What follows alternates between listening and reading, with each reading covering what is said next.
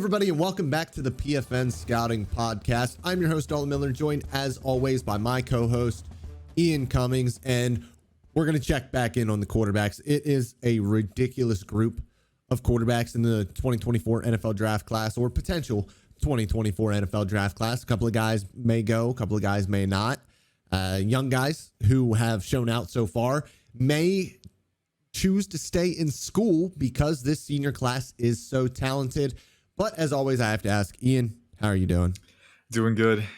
Just another week. It's kind of the grind at this point. We've got that rhythm down. We're just going week by week. Last week, I think I help out with my tennis team too. And I came up to tennis practice and they're like, "Hey, Ian, we found your Twitter account. I see draft. What the heck, man?" So I got to give a shout out to DeWitt Men's Tennis High School. Keep killing it, guys. And yeah, just keep, if you're watching this, there's the shout out. But yeah, we're it's good on that side, on the football side, on the non-football side, things are churning along. So this past week in particular, not a ton of high ticket matchups, but we ended up getting more than we bargained for. I think Ole Miss and LSU right down to the wire. That was a great game. Texas and Kansas. Texas looked really good, I think, on both sides of the ball. Then Notre Dame and Duke. That one had some good plays as well. A lot of prospect matchups in there. A lot to go over, but I think you're right. Absolutely, it is time to refresh and get to our next QB checkpoint. I'm going to talk about some of these storylines, and I think in particular USC versus Colorado. Want to start with that, but then also a few storylines to check back on, like Maye versus Williams for QB1. A lot to get into, so let's get right into it. Yeah, and I know we're going to actually start with Caleb Williams and Shedeur Sanders and that duel, but I wanted to bring up something real quick. The Riley Leonard injury looked really bad. Hopefully it is just a high ankle sprain. College injuries are so tough because we don't get an injury report. We really don't get the truth on these guys very often when it comes to the extent of their injuries, or sometimes we don't even know what their injuries actually are. But with Leonard, I wanted to not bring up the injury, but bring up everything that happened around the injury. I cannot say enough about Sam Hartman. First of all, on the field, I mean, I don't think that he's a guy who's going to be out on the field on Sundays as a starting quarterback, but I can see him being in a leadership role somewhere as a coach, as a consultant, as a backup quarterback for a long time in the NFL. He's got the toughness, but he just seems like the type of character that you love from a quarterback. And obviously staying on the field afterwards and going and checking up on Leonard was awesome to see. But it wasn't just that. The first thing that really caught my eye with Hartman was when he was scrambling on a play. He took a hit. It was a big hit along the sideline. He got up and he head tapped the DB and was like, GG's, like, good game. And it just reminds me, his mannerisms. He is obviously a little bit flashy, like Will Grier was back in the day when he was playing for West Virginia as a player. But there is a lot personality-wise that kind of reminded me of Andrew Luck. And so he's not the player that Andrew Luck is. I wanted to throw that out there. But the personality of a guy like that, I think, could stay around a long time in the NFL or college football in some sort of leadership role. Yeah, I mean, we see every offseason, right, when the Shrine Bowl and the Senior Bowl and the All-Star circuit comes around, like, that personality aspect is just as important. Like, I think a big reason Aiden O'Connell went in round 4 this past year is because you look back at his college story. He was a walk-on, right? He didn't play for 2 years. When he finally got his opportunity, he took advantage of it, but he worked his way up, and he's been regarded as a really good leader all around, right? So, you look at those traits and those intangible traits off the field, and if you have a guy that you really like on day 3, who can be not just a safety blanket, but I think a locker room facet for you, for years on end. That is just as important too. And the backup quarterback plays into that. So Sam Hartman, seeing him, it was cool watching his interview after the game, right? Like, they're asking questions and you can tell his mind is elsewhere. He's like, I just want to go check on my guy, Riley, man. And that's kind of cool. Like, football really is a family, especially for quarterbacks. They know how big of a risk they're running on every play, stepping back in the pocket. You never know when you might get a lower leg injury, right? Guys are falling around everywhere. It's just kind of the name of the game. So seeing that and seeing him kind of check in and, knowing that they have that relationship, knowing that Hartman, has that, that I'm trying to think of the word, that Yeah, initiative. yeah, Yeah, humanity. exactly. It's just cool to see in action, right? You don't always people sometimes you see fights and stuff like that. Sometimes it gets taken away from that. So it's really good to put that under the spotlight and show that, these guys have that element too. So it was cool. Hartman's always been a top-notch competitor, but a top-notch teammate and a top-notch, just even what's the word? I'm blanking on so many words today, man. But sportsman like, Yeah, and that's it. So it was cool to see for sure. yeah. Caleb Williams and Shedeur Sanders. Let's get to football here. Let's do it. I'm I think Caleb Williams is a special, special talent. I also think that Caleb Williams is in a situation that doesn't really allow us to see what he will be at the next level. I think it is more projection. And this is for me the difference between him as a prospect, as Trevor Lawrence, as Andrew Luck. The situation surrounding Caleb Williams is different. He is, I mean, defenses are dropping 8. Colorado dropped 9 guys against him on a third down. He ran around for 75 seconds and then hit a wide open guy for a 71-yard touchdown. Like, as Colorado, you deserve to have that 71-yard touchdown right on your dome. You deserve that. You have to rush this guy. You have to make him uncomfortable. And I don't understand. I understand coverage is king, but I don't understand these teams that, especially a guy that can create the way that he creates. Rushing 3 guys is a losing battle because you're giving him an escape hatch. He has nothing to worry about outside of those 3 guys, and he is able to account for 2 of them by the way that he moves. So for me, I'm worried about what I'm seeing from Williams, not from anything that he is showing, but just strictly from the situation in which he finds himself in. It's just really, really easy for him. Everything is just really easy for him. And that's okay. That's what a college coach is supposed to do. That's what Lincoln Riley has done for years. And we've seen his quarterbacks have relative success at the NFL level. He is a different level of prospect as all of them, but there is more that you want to see from a quick processing standpoint that he's just not asked to do in that offense. And every once in a while, they'll show it, and he'll get rid of the ball quickly, and he'll hit even a downfield target quickly. Over the middle of the field, intermediate, getting it out in about 3 seconds. But a lot of it is 4 seconds, 5 seconds, looking around, finding an open guy after, creating. And that's not translatable to the next level in the same way that down-to-down consistency is. Yeah, it's interesting because we do have examples of both on tape where Yeah. defenses send 4 or 5 or even 6 and get burned for it because he is so good at evading that pressure and creating for himself. I mean, the short area mobility, the feel, the instincts, right? And then the ability to create space and utilize it, weaponize it with that off-platform ability, the just insane arm strength and arm elasticity too, the torquing ability. So, all of those traits, he's burned defenses before in that situation. So you put defenses in a bind when they're saying, hey, if I rush extra guys, we're going to leave someone open down the field. But if we don't rush enough guys, then Caleb Williams is in complete control, and eventually someone's going to break open, right? It's kind of Yes. a tug of war. It's really a lose-lose for the defense, right? So we have seen it before, but I agree, and I think that Colorado game was a really good example of it. Colorado has been outmatched in the trenches week after week, right? They have a few guys in the edge rushing core, Jordan Dominic, Derek McLendon. They had some transfers, but they don't have the full unit to consistently pressure offensive lines and get that consistent pressure generation. And we see that, right? Caleb Williams had a lot of time this past week and he used it, right? So I think it's one of those things where I agree. We haven't seen it to a proportional level yet. He often has a lot of time to work with, and he's very good at working with that. But, in a vacuum, we do need to see a little bit more. And luckily, we do have some interesting tests on the horizon for USC. Utah has the sack leader, Jonah Ellis, on their defensive line, who's a very good speed rusher. So that'll be a fun one. Washington has Braylon Trice, who had a really good week this past week against Jordan Morgan. Oregon is the one that I'm excited to see because they got Jordan Birch.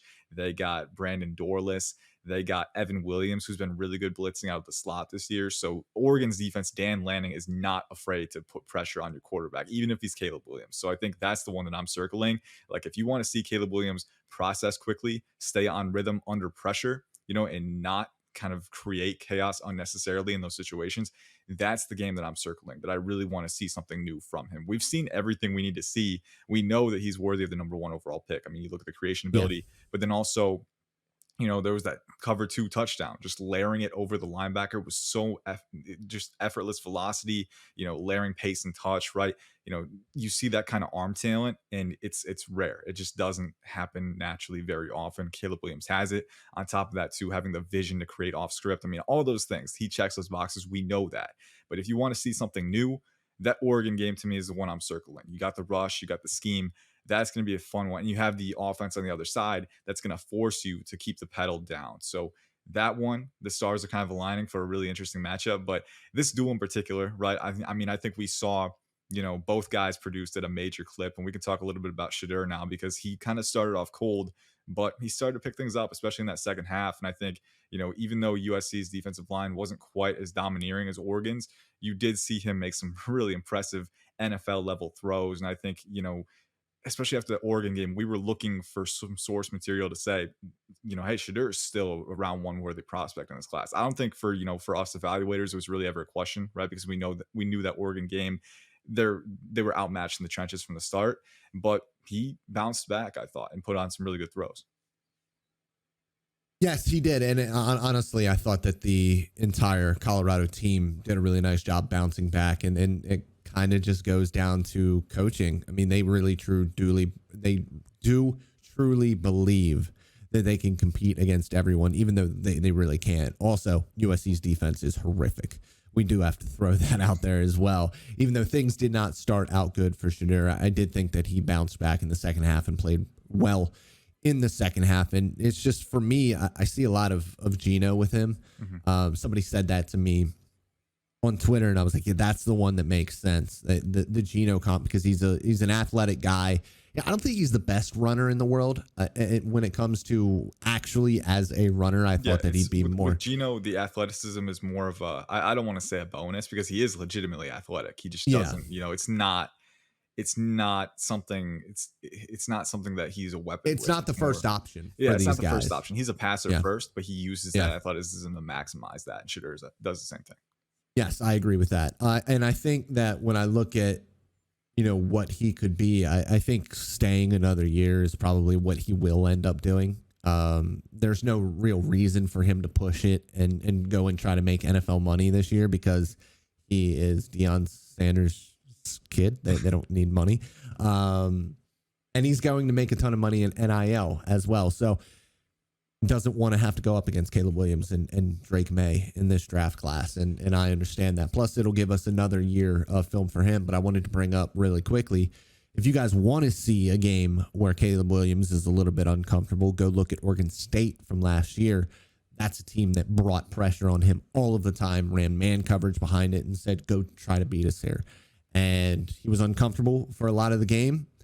And then he came back in the second half and he beat them with his arm against the pressure. So that's a really, really good one to look at. Hey, what could this dude be if Wink Martindale is playing against him and he's going to bring 6 or 7 at all times? So that's a game to watch from them. Let's get into I mean, we can talk about the QB1 discussion. I think that we're still probably both with Williams here.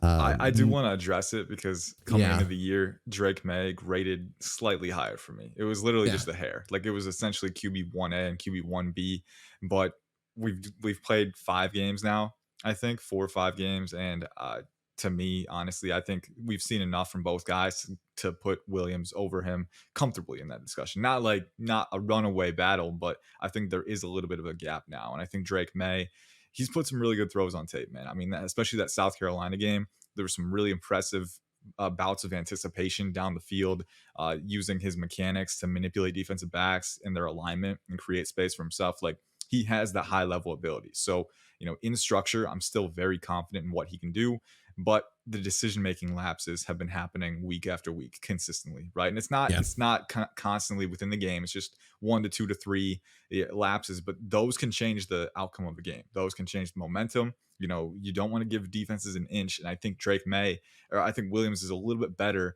at not giving that inch than Maye is right now. I think Drake Maye, every now and then. And he has complete, I definitely see why he's so confident in his arm, right? But there are some times when, especially, under pressure or off platform, where he'll try to force it into a tight window and it's just not there, or he waits just a hair too long and allows the DB to undercut it, right? In those pressure situations, Drake May has the off platform ability, the elasticity, the arm talent to work in those kinds of circumstances. But I think Williams, the control, the complete freedom that Williams has is unmatched right now. I don't think Maye is at that level. So I think right now, with Williams' tape, I still want to see him take what's given a little more consistently, but I think he has Yeah. improved slightly in that regard. Enough for me to say, in tandem with Maye still having those decision making lapses for me right now, it was QB1A, QB1B. Now I'm comfortable saying, all right, Caleb Williams is QB1, Maye is QB2, and then we'll figure it out after that. I think that's kind of how it is right now. Still plenty of time, but for me, the pecking order has changed a little bit there. I agree. Well, I don't agree because the pecking order for me hasn't changed. It was always one and two. But no, I mean, things change all the time. Yeah. I mean, he could completely. I don't think Caleb Williams is going to like completely fall apart in the second half of the season. He threw for like 75,000 yards last year, and he's doing the same thing this year. But I do. It's fluid. Everything could change. That's the exact word I was thinking. It is fluid, right? And this is a similar thing to what we were going through last cycle, man, with like CJ Stroud and Anthony Richardson and Bryce Young. I mean, that whole group at the top was always so close, and you had to be fluid. You had to be open to changing your or not changing your perspective, right? You have your own unique perspective, but changing, how you view those guys, right? Your perspective is imperfect, and you need to constantly be working to add to your information. What do I know, what don't I know, and what do I need to figure out, right? So keep asking that. So right now we know that Drake May is imperfect in pressure situations. We know Caleb Williams is a little bit better equipped to handle that, and I think that's the difference right now. I tend to agree. Now let's move on, and we're gonna visit Cam Ward, because we have not talked enough about the Washington State quarterback. He's putting up nutty numbers. The only thing keeping him from being in the forefront of the QB discussion is that the other guy in Washington is throwing for even more yards and even more touchdowns. That would be Michael Penix Jr., who we will talk about later. But Cam Ward, somebody who you've been on this year so far in conversations over Slack and on face to face when it comes to meetings, not in the podcast, saying that he has really improved the operational side of his game, and that's really what he needed to improve going into the season to be a legitimate contender to kind of get out of that day 3 range and more into that day 2 range possibly. Yeah, and he had a bye week this past week, but in week 4 he played Oregon State and he was immaculate. I mean, 28 of 34, I believe, 404 yards. I think he had 4 touchdowns and then a 5th touchdown on the ground. Cameron Ward is doing everything he needed to do to potentially become a round 1 prospect. I think, the tools have always been there. If you remember geometry class in like high school, you played around with those compasses, drawing the circle, right? You had the pencil and the little metal implement, right? And you just kind of drew a circle. That's Cameron Ward's arm. I mean, 360 degree arm elasticity. Any angle you need him to launch from, he can do it. Sidearm, underhand, he can generate velocity. He doesn't have an elite arm strength, but he has enough velocity. And then against Oregon State, man, he was making all kinds of throws. I mean, the back shoulder placement, anticipating the sit on routes. I mean, some of the routes where he's releasing a full second before the receivers break and gets it there right on the money, right when it needs to get there. And then there was a seam route really early in the game, or a boundary fade from the slot, where the receiver is draped. There is no space, but he still has the confidence to throw that ball and put it right in the whatever 6-inch bucket that it needs to get into, just outreaching the defender. I mean, some of those throws were just insane. And I think, looking at that arm talent that he has, the arm elasticity really allows him to layer velocity and touch at a high level, right? And it's not elite velocity, but it's enough to get the ball where it needs to go on schedule. And then you look at the composure, the fluidity, when he's creating in the pocket, going off script, and he can work in rhythm too and just get his feet in the right spot. He's doing everything he needed to do. I think showing maturation was really key on the mental side and the mechanical side to kind of maintain that consistency with accuracy. And if you want to go back and watch that game, it was it was stellar. I think it might be the best QB performance that we've seen so far from any prospect in this class right now. Obviously, you want him to keep tying those things together. He's got a few really hard games down the line, a few Pac-12 clashes with some of these really other talented QBs. But Cameron Ward, man, is operating at a level of efficiency that we haven't seen from him yet, and it's translating as a prospect. So the arm elasticity is there, the change of direction and creation capacity is there, and he's compounding that with accuracy, precision, discipline, and sound decision making, but also enough of a risk taking gene where, like, I know the kind of throws that I can make, and that confidence as a playmaker is truly inspiring as well. So I don't know, I haven't rerun the numbers yet, but it's safe to say he's a guy that we need to give a little more credence in the round one QB discussion because he is definitely trending that way. All right, I love it. Somebody else who was making just some absolutely ridiculous throws, and this was this past week against a good football team, that would be Jayden the Slim Reaper Daniels, who he's a little bit wild. Okay, he is a heart attack on the football field. I have enjoyed watching him forever. First of all, he is a freaky athlete. Oh yeah, he reminds me a lot of Anthony Brown, the backup quarterback for the Baltimore Ravens, in the sense that, like, he can kind of just do anything when it comes to, as a runner, as a passer. He has the capability to do all of this. Now, I actually think that he is already a more advanced passer than Anthony is. And I think that, at the very least, this is a guy who, as a backup quarterback at the NFL level, is going to be one of those guys that we kind of look at, like we looked at Taylor Heineke, like we looked at Ryan Fitzpatrick, somebody who can come in and not just keep you in games, but legitimately win you football games with his ability. Now, the consistency, the decision-making, the need to go out and make every single play, try to hurdle guys who are 100 pounds heavier than you, try to slice through 3 defenders and get your head taken off. Like, these are things he's going to have to learn at the NFL level. We saw him get absolutely mollywopped. It was like a rag in this game animation from a video game. It was. He slowed down, and the way that I, kind of likened it is when I used to play Madden back in the day when they had the truck stick on defense, and you would just spam the up on it and wait for the guy to get there, and then you would deplete them. That's exactly what it reminded me of.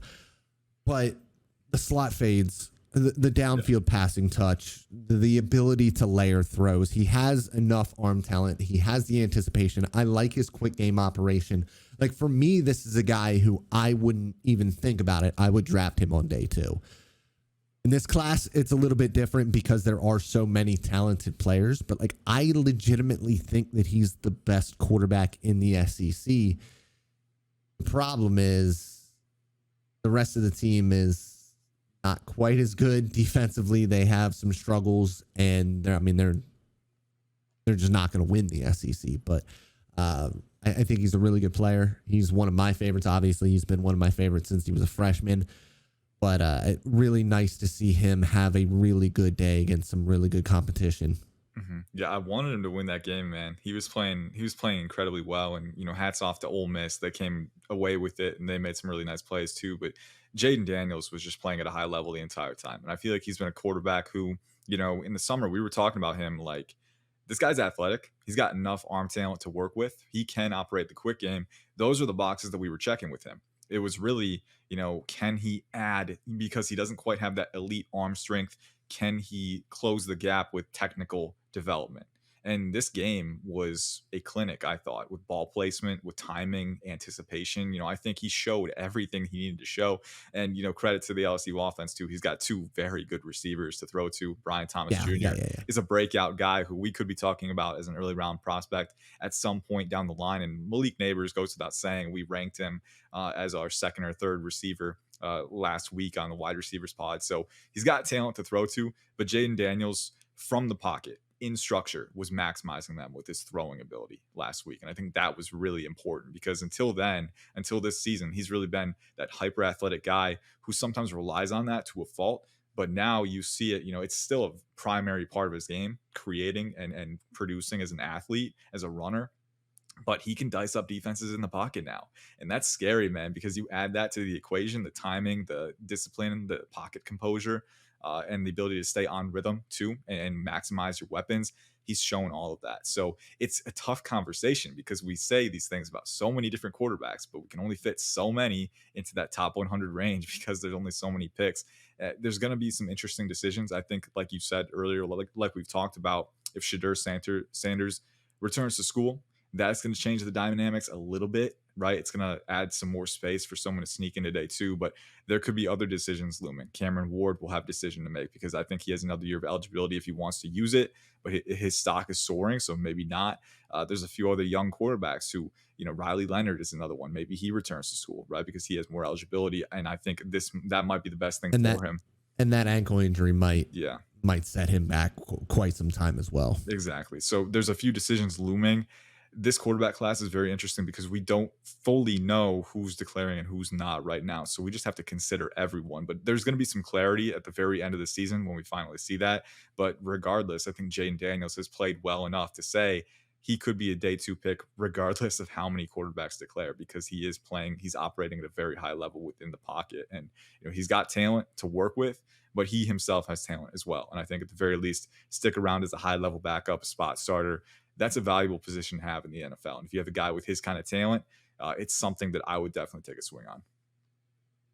Quinn Ewers is somebody who I think everybody has kind of been higher on throughout the process than we have been. I think, when you look at things like the consensus big board on the internet, you'll see him as the QB3. That is not where we see him, I don't believe. I think he's more in that, probably 5 to 6 range.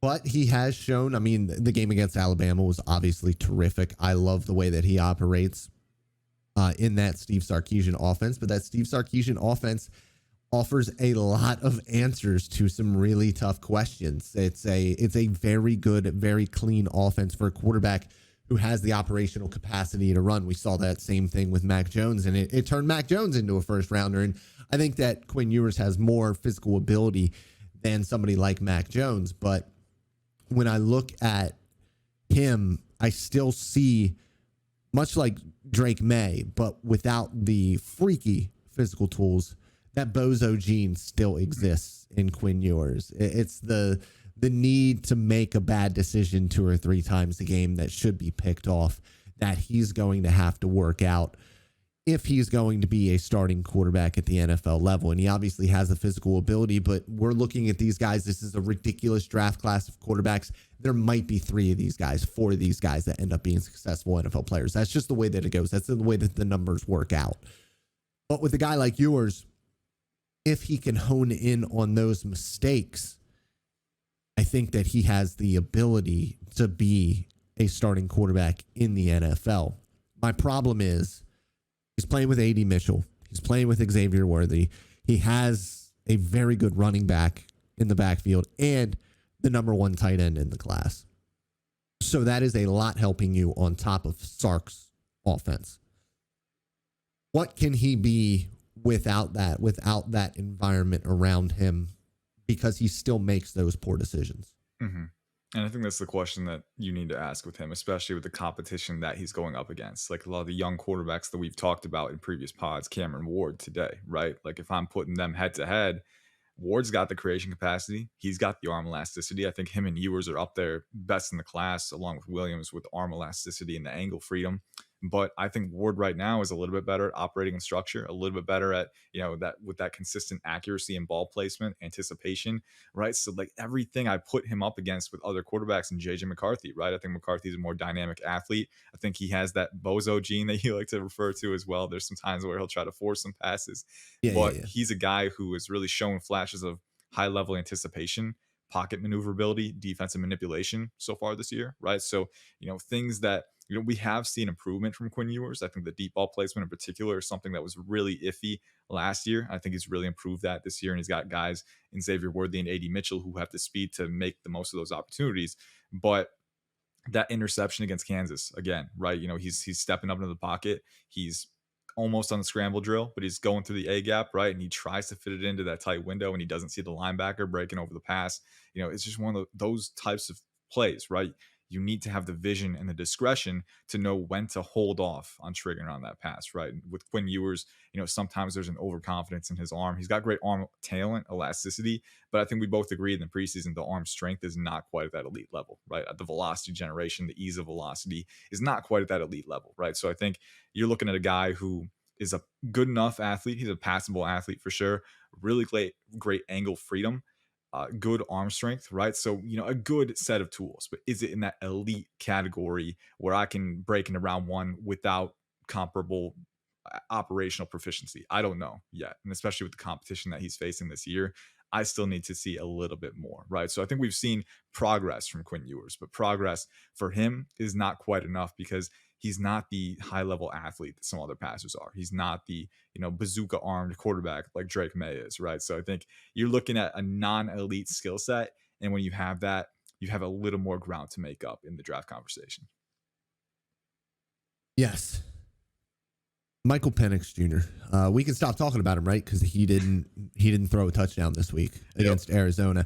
He didn't throw a touchdown against Arizona. He just went 30 for 40 for 363 yards. They still won the football game. It was actually a close game, which a little bit upsetting for CFN's top team in the top 25 poll. But this is a guy who that we talked about downfield touch with Jayden Daniels. Penix, that touch downfield is unbelievable. And it's not just the touch. I mean, he is able to push the ball down the field along the sidelines well, late in progressions, really just chucking it out there, torquing the midsection and creating that velocity where I didn't really see it on his tape last year. And I still don't think that he has an elite arm.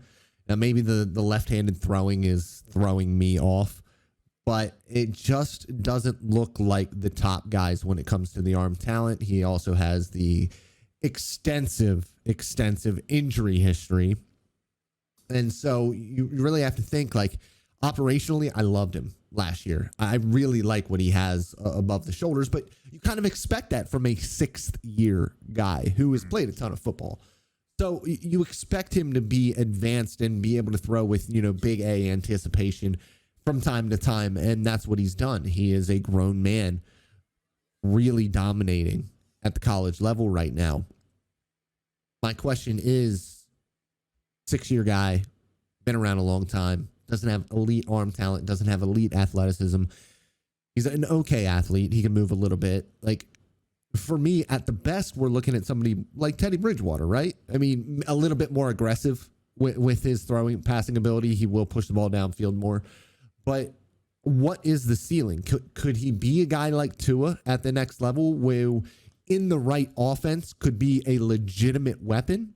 Or is he more like a Teddy B who is going to be a little bit limited at the next level on top of the extensive injury history? I just don't know where to place him right now because of all of these variables that we have to deal with for him specifically in a quarterback class that is so good. Mm-hmm. Yeah, and I think with Penix, you almost have to project to what if he's in that right offense, right? Because I do think he is a good athlete, good enough, right? But I think that the specific thing that we referenced in a previous pod was kind of the hip stiffness, right? It's not just about explosiveness and speed. When you're a quarterback and if you need to change direction quickly in the pocket, you got to be able to swivel your hips, realign your base, and get out on the move quickly, right? And he does have enough mobility, but that stiffness is there for him, and it's not there for guys like Cam Ward or Quinn Ewers or Caleb Williams, right? Guys who can just unhinge at the drop of a hat and just get on the move. Right now, Ewers is not a great athlete, not a great speed guy. Once he unhinges, right, I think Caleb Williams is a much better example where the change of direction, the hinge flexibility, he can get out and evade guys on a dime, and it's just effortless for him. With Michael Penix, there is a lot more surface area to move, right? So you got the stiffness there, and that can kind of delay those off script plays. But and this was kind of something that I was thinking about with my 7-round mock I just released. I gave Michael Penix to the Minnesota Vikings, right? And I'm thinking about what if you put him in that offense with that good offensive line, and look at what Kirk Cousins has done this year. He had kind of an iffy week against Carolina, but the past 3 weeks before that, over 300 yards, right? I think he was leading the league in touchdowns, right? So a guy who was just given free reign, to dice up defenses, operate within the pocket, and you've got a few guys who win one-on-one with the routes. Justin Jefferson goes without saying, right? But Jordan Addison too. KJ Osborne out the slot has some utility. So, DJ Hawkinson as well. Yeah, they got the weapons there. So what if you put Penix in an offense where he has a good blocking front, so he doesn't have to constantly be recollecting his feet and on the move, right? And what if you give him the weapons to, provide that utility against defensive coverages? I think, if you put him in that kind of offense, to me, he has the skills to be, like you said, you were saying, is he Tua Tagovailoa or is he Teddy Bridgewater? I am inclined to go with the former if you put him in the right system. And I feel like the right system argument is a little unfair, because even the most talented quarterbacks, if they're not in the right system, it can deflate their entire developmental process. So it's something every QB to an extent needs the right system. Some QBs can counteract it to a degree if they're talented enough. Justin Herbert with Joe Lombardi, I look at as an example, but you do need that to attain the real kind of success you want at the NFL level. So we're operating with the assumption, let's say he's drafted early, gets that system that he needs, gets the offensive line, gets the weapons. I do think he has the arm talent, the driving velocity necessary. And then operationally, you're looking at a guy who can manage the pocket. He's decisive. When he sees things, he sees them quick and he triggers on them quickly. He understands defensive leverage and coverage very well. The ball placement, the layering ability, like we talked about with so many guys, it's there with him. But, it's weird because, the arm strength argument has been one that we've talked about a lot with Penix. The ball doesn't always have elite zip on it, it looks like, but it just gets where it needs to go. And I mean, you're talking about like 2 seconds, 30, 40 yards down the field, it's there, right? It's like it's on a monorail almost, and just, teleports to his target. Like, he's got that kind of easy arm strength where, it's not always that rocket explosive arm strength, but it's very efficient. It's very, very, streamlined, and it just gets where it needs to go, keeps the offense on rhythm. And you look at that in tandem with the operational qualities that he has, the anticipation, the field vision, the pocket discipline. To me, if you put him in the right offense, you were looking at a guy who can be a productive NFL starter. And again, I think for me, the biggest question, you mentioned it, medicals. How is he going to, kind of grade out at the NFL Combine on the medical spectrum? If he checks out there, and if teams aren't too scared away by that, I could see him going in round 1, because he has been very productive, very efficient. And I think the arm strength is there to the degree where, he's worth that capital investment. That's it. That's all we got for you guys today. We are getting out of here in under 40 minutes, which I think is going to be a record for us. You guys know that we love to talk. We will be back on Thursday. And I believe we are doing a mailbag this week. Do you want to do a mailbag? I want to do a mailbag. I like mailbags. I like mailbags too. Listen, are they a bit of a cop-out because we don't actually have to come up with topics to talk about? They're given to us. Yes, it is a bit of a cop-out. You're supposed to keep that below the vest, man. Come on. No, absolutely not. We do not care. We love it. We want you to be a part of this podcast just as much as we are a part of it. And we enjoyed all the questions we got last time, too. I thought that was a great discussion on a ton of different topics. So I think, covering the most ground and getting the most analysis out there, the mailbags really help with that. And we appreciate you all for providing questions when you do. So, yeah, let's do a mailbag on Thursday. Let's do it. Also, I would like to point out I did not get punched in the eye or anything like that. You guys see this right here. It is eczema, and it is going away slowly, I believe. But that's all we got for you guys on this Monday. We will see you again on Thursday. And as always, guys, I love you. Goodbye.